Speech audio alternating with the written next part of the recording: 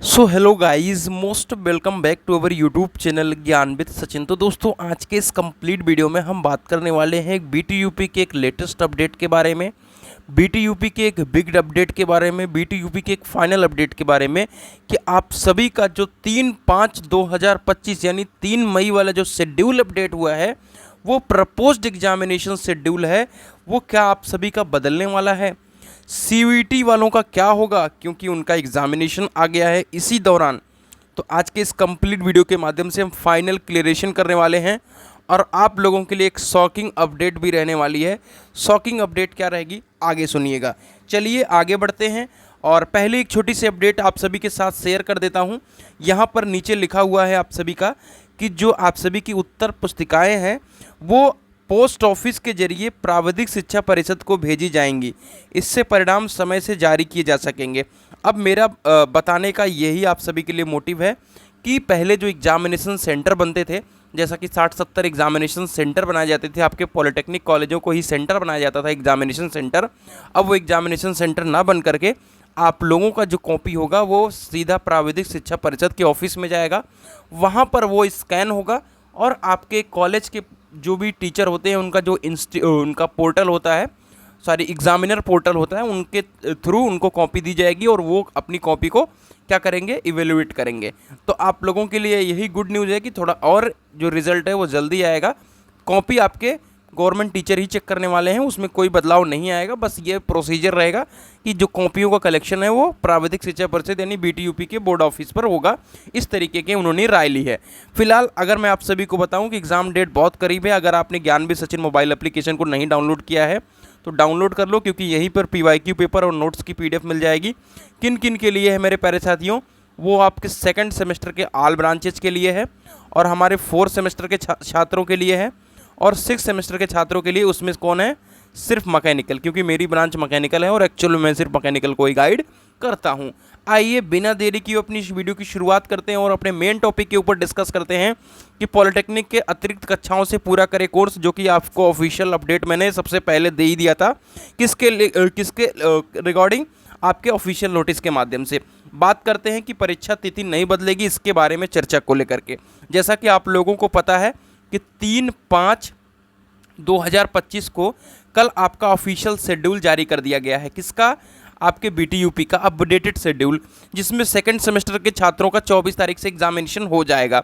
अब मैं आप सभी को बता दूं कि आप सभी के एग्जामिनेशन शेड्यूल जो शेड्यूल आए हैं ये भी प्रपोज्ड एग्जामिनेशन शेड्यूल है और आप लोगों का भी यही कहना है कि क्या एग्ज़ाम शेड्यूल बदलेगा। उसके बारे में जो ऑफिशियल अपडेट आई है जावेद मुस्तफ़ा सर के माध्यम से और लोगों के माध्यम से, तो वो चीज़ आप सभी के साथ शेयर करने की कोशिश कर रहा हूँ।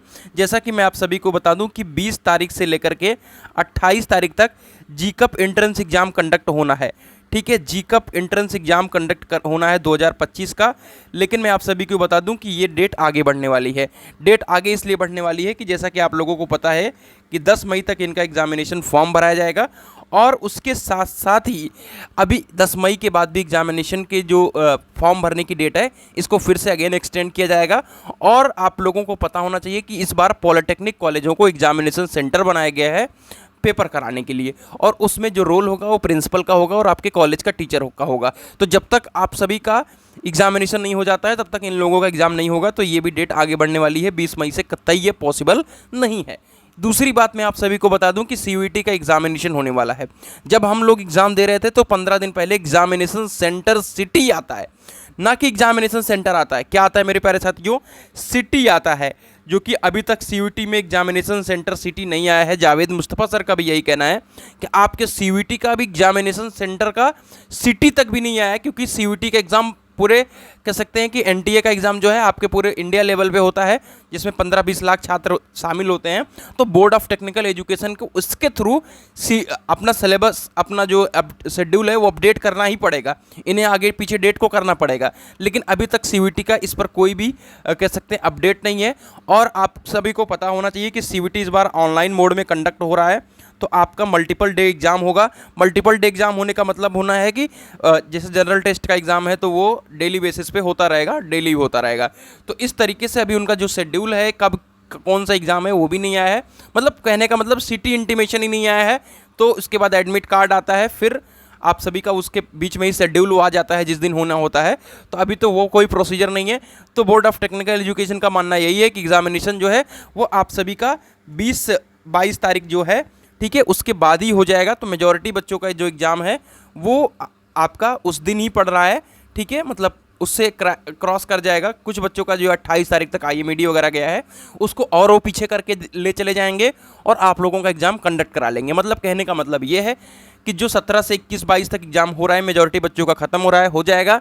कुछ बच्चों का IMED या जो भी सब्जेक्ट है जो 28 तक जा रहा है, 24 में जा रहा है, अगर वो बीच में CUET के अंदर क्लैश करता है तो उसको CUET के बाद वो कंडक्ट करा लेंगे, वह किसी तरीके से उसको मैनेज करेंगे। तो उनका अभी तक का यही प्लान है कि यही एग्जामिनेशन शेड्यूल जो है वो फाइनल एग्जामिनेशन शेड्यूल है।